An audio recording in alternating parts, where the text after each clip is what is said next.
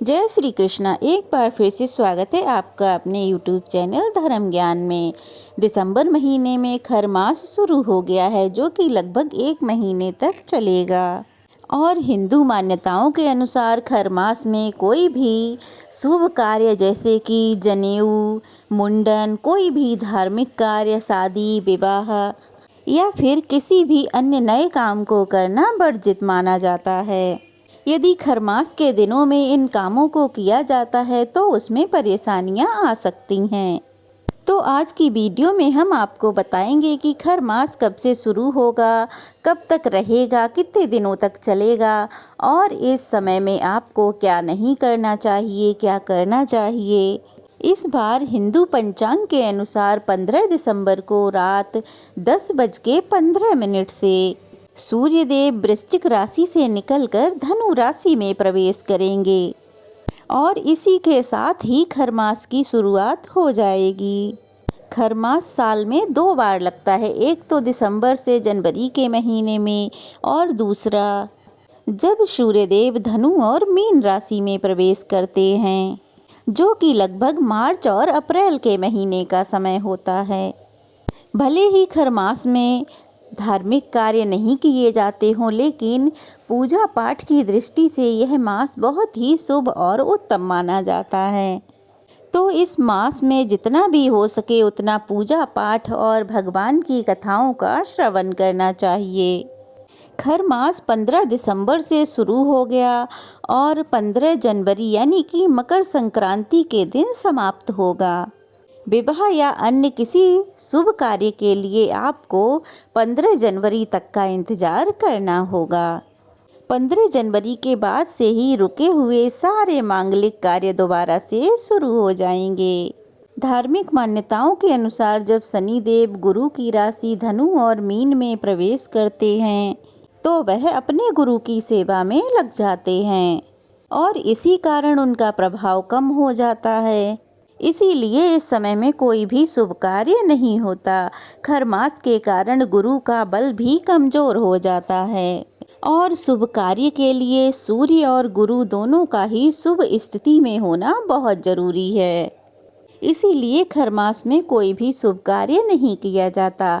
खरमास में शादी विवाह तो नहीं होते हैं, तो साथ ही साथ खरमास में कोई भी शुभ कार्य जैसे कि रोका है, सगाई है या बेटी की विदाई है या फिर मुंडन है और अन्य जो भी संस्कार हैं उन सब पर पाबंदी होती है। कोई भी कार्य नहीं किया जाता है। खरमास में ना तो गृह प्रवेश होता है और ना ही नया मकान बनाने की शुरुआत की जाती है। खरमास में कोई भी नया कार्य नहीं करना चाहिए, चाहे छोटा बड़ा जैसा भी हो। खरमास में नया बिजनेस भी शुरू नहीं करना चाहिए। अब जीवन और मृत्यु ये तो भगवान के हाथों में है। अगर खरमास में किसी का जन्म होता है तो उसकी खुशियाँ तो ज़रूर मनाई जा सकती हैं। बच्चे का जन्म होने पर आप निर्धनों को भोजन करा सकते हैं, उन्हें दान कर सकते हैं, उनकी सहायता कर सकते हैं। और अगर दुर्भाग्यवश खरमास में किसी की मृत्यु हो जाए तो उनकी आत्मा की शांति के लिए आप पूजा पाठ करा सकते हैं या निर्धन व्यक्तियों को दान दे सकते हैं। खरमास के दिनों में जो आप दैनिक की पूजा हमेशा से कर रहे हैं वो आप कर सकते हैं, उस पर कोई पाबंदी नहीं है। ये सब नियम अपने आधार के अनुसार चलते रहते हैं। जो भी आपके इष्ट देवी देवता हैं आप उनकी पूजा पाठ कर सकते हैं। ग्रहों की शांति के लिए पाठ कर सकते हैं। खरमास में भगवत गीता, भागवत कथा या फिर भगवान की कथाओं लीलाओं का श्रवण करना या फिर पढ़ना अत्यंत शुभ फलदायी माना जाता है। खरमास के विषय में एक कथा प्रचलित है। सूर्यदेव अपने 7 घोड़ों के रथ पर सवार होकर सदैव गतिमान रहते हैं और वे निरंतर ब्रह्मांड की परिक्रमा लगाते रहते हैं। सूर्यदेव एक क्षण के लिए भी ठहर नहीं सकते, क्योंकि उनके गतिहीन होने पर, मतलब कि एक क्षण के लिए भी ठहरने पर जनजीवन के लिए बहुत ही बड़ी समस्या हो जाएगी। कथा के अनुसार एक बार सूर्यदेव अपने रथ पर ब्रह्मांड की परिक्रमा लगा रहे थे, तब हेमंत ऋतु में उनके घोड़े बहुत थक गए और एक तालाब के किनारे पानी पीने के लिए रुक गए। सूर्यदेव जानते थे कि उनका एक क्षण के लिए भी ठहरना सृष्टि के लिए संकट पैदा कर सकता है। ऐसे में उन्होंने तालाब के किनारे खड़े 2 खर यानी कि 2 गधों को अपने रथ में जोड़ लिया और पुनः परिक्रमा करने के लिए चल पड़े। अब गधे दौड़ने में घोड़ों की बराबरी तो कर नहीं सकते थे। इस कारण सूर्यदेव के रथ की गति जो पहले निरंतर चलती रहती थी, अब धीमी हो गई। पूरे 1 माह तक सूर्यदेव गधों के रथ पर सवार रहते हैं, इसीलिए इसे खरमास कहा जाता है। खरमास में जितना हो सके आप उतना पूजा पाठ करें और खासकर आप सूर्यदेव और श्री कृष्ण की पूजा करें। इस मास में अगर आप दान पुण्य करते हैं तो उसका अक्षय पुण्य प्राप्त होता है। इस महीने में निष्काम भाव से भगवान के नज़दीक आने के लिए जो व्रत किए जाते हैं उनका अक्षय फल मिलता है। व्रत करने वाले के सभी दोष दूर हो जाते हैं। इसी प्रकार ज़रूरतमंदों साधु संतों की सेवा करने का विशेष महत्व है।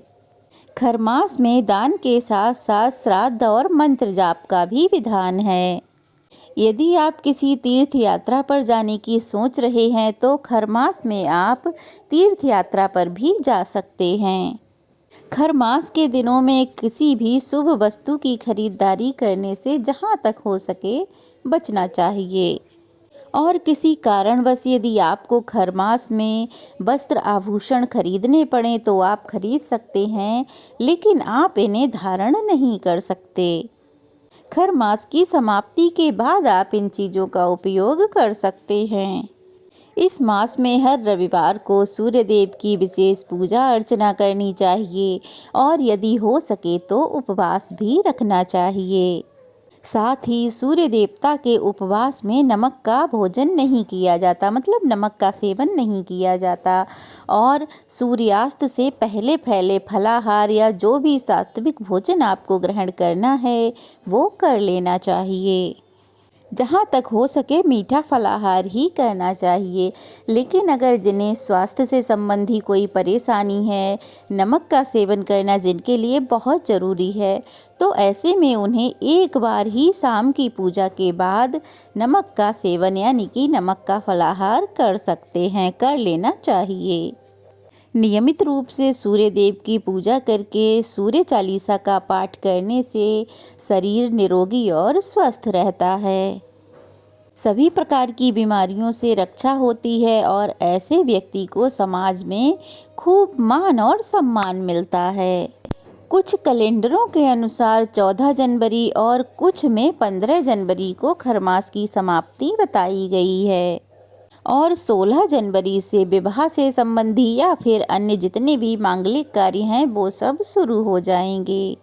मिथिला पंचांग के अनुसार जनवरी में 10 दिन, फरवरी में 14 दिन, मार्च में 5 दिन, अप्रैल में 9 दिन, मई में 15 दिन और जून में 5 दिन हैं जो शुभ कार्यों के लिए सही बताए गए हैं।